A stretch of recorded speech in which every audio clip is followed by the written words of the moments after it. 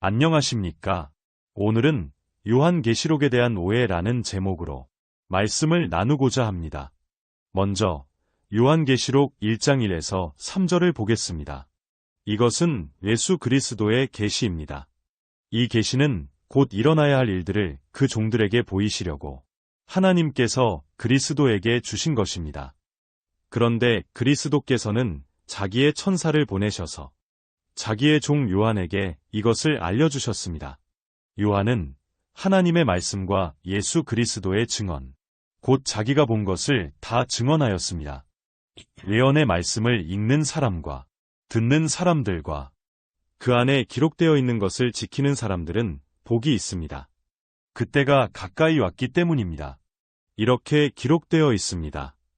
저자는 자신을 요한이라고 말합니다.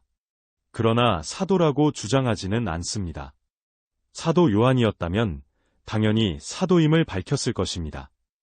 그래야 교인들에게 더 큰 신뢰와 권위를 얻을 수 있었을 테니까요. 저자는 이 글이 자신의 생각을 적은 것이 아니라 예수 그리스도께서 계시하신 것을 기록한 것이며 곧 일어나야 할 일들이라고 말합니다. 오늘날 많은 사람들이 생각하는 것처럼 2000년의 세월이 지난 아직까지도 이루어지지 않은 먼 미래의 일이 아니라 곧 일어나야 할 일들이라는 것입니다. 요한계시록은 신약 성서 가운데 가장 이해하기 어려운 책입니다. 묵시로 기록되었기 때문입니다. 묵시라는 말은 그리스어로 아포칼립시스라고 하는데 감추어 표현한다는 뜻입니다. 무언가 솔직히 말할 수 없는 사정이 있어서 상징과 비유로 감추어 표현했다는 뜻입니다. 구약에서는 다니엘서가 대표적인 묵시 문학서입니다. 이 책이 기록된 시기는 서기 90년대입니다. 로마 황제 도미티아누스가 황제 숭배를 강요했던 때입니다. 저자는 사도 요한으로 알려져 있지만 사도 요한의 영향을 받은 요한 공동체 사람 중 한 사람이라고 보는 것이 타당할 것입니다.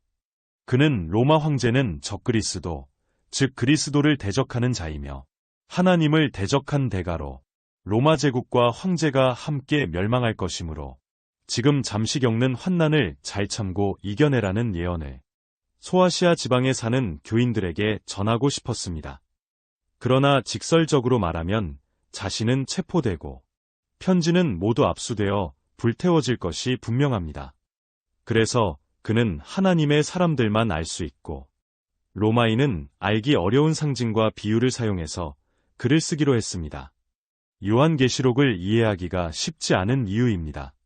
이렇게 난해하고 뜻이 분명하지 않다는 이유로 요한계시록은 4세기까지도 정경으로 인정받지 못했고 종교개혁자들에게도 뜻이 애매하고 교회의 분란만 안겨줄 가능성이 큰 책으로 간주되어 외면을 받았습니다. 마르틴 루터는 요한계시록을 히브리서, 야고보서, 유다서와 함께 정경에서 제외하여 부록에 넣어버렸고 장 칼뱅도 성경을 거의 다 주석하여 출판했지만 요한계시록은 거들떠보지도 않았습니다. 하지만 후대로 갈수록 특히 세상이 불안할수록 계시록은 미래의 세계를 푸는 열쇠가 담겨 있다고 믿는 사람들에게 자신들의 신념을 확증하는 수단으로 이용되었습니다.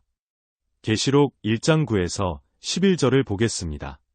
예수 안에서 여러분의 형제여, 예수 안에서 환난과 그 나라와 인내에 여러분과 더불어 참여한 사람인 나 요한은 하나님의 말씀과 예수에 대한 증언 때문에 반모라는 섬에 갇혀 있게 되었습니다.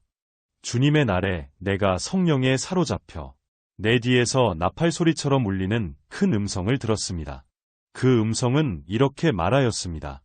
내가 보는 것을 책에 기록하여 7 교회, 곧 에베소와 서머나와 버가모와 두아디라와 사데와 빌라델비아와 라오디게아의 교회로 보내라. 이렇게 기록되어 있습니다. 반모섬에 갇힌 요한이 성령 안에서 큰 음성을 들었답니다. 7 교회를 지명하면서 그 교회에 편지를 보내라는 것입니다. 여기에 명시된 7 교회는 모두 소아시아 서쪽에 있습니다. 그러나 이름이 언급된 교회들 자체가 중요한 것이 아니라 7이라는 숫자가 중요하다고 학자들은 말합니다. 7은 완전의 수이며 거룩함을 의미하는 수입니다. 거룩한 하나님의 교회 전체를 대상으로 쓴 묵시라는 것입니다.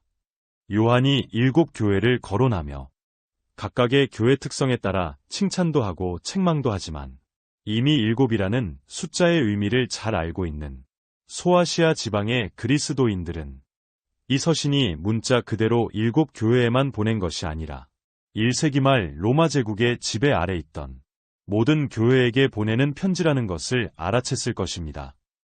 계시록에는 이렇게 특별한 의미를 가진 숫자가 많이 등장합니다.